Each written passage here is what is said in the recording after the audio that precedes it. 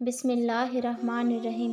حضرت انس رضی اللہ تعالیٰ عنہ سے مروی ہے کہ رسول اللہ صلی اللہ علیہ وآلہ وسلم نے فرمایا، ایک جنتی کو لایا جائے گا جس پہ دنیا میں شدید ترین آزمائشیں آئی ہوں گی۔ اللہ تعالیٰ فرمائے گا، اسے جنت میں ایک چکر لگواؤ۔ فرشتے اسے ایک چکر لگوائیں گے۔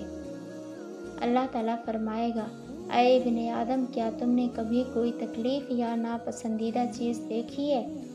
وہ کہے گا، نہیں، تیری عزت کی قسم، میں نے کبھی بھی کوئی ناپسندیدہ معاملہ نہیں دیکھا۔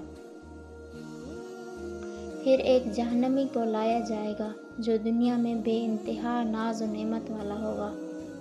اللہ تعالیٰ فرمائے گا، اسے جہنم کا ایک چکر لگواؤ۔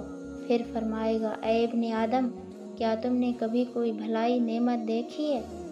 کبھی آنکھوں کی ٹھنڈک دیکھی ہے؟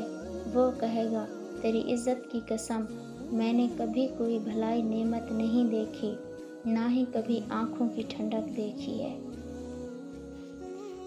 حضرت انس بن مالک رضی اللہ تعالیٰ عنہ کہتے ہیں کہ رسول اللہ صلی اللہ علیہ وآلہ وسلم نے فرمایا، 3 ساتھی قبر تک میت کے ساتھ چلتے ہیں، اس کے گھر والے، اس کا مال، اس کا عمل۔ 2 واپس لوٹ آتے ہیں اور ایک باقی رہتا ہے، اس کے گھر والے اور مال واپس لوٹ آتے ہیں جبکہ اس کا عمل باقی رہتا ہے۔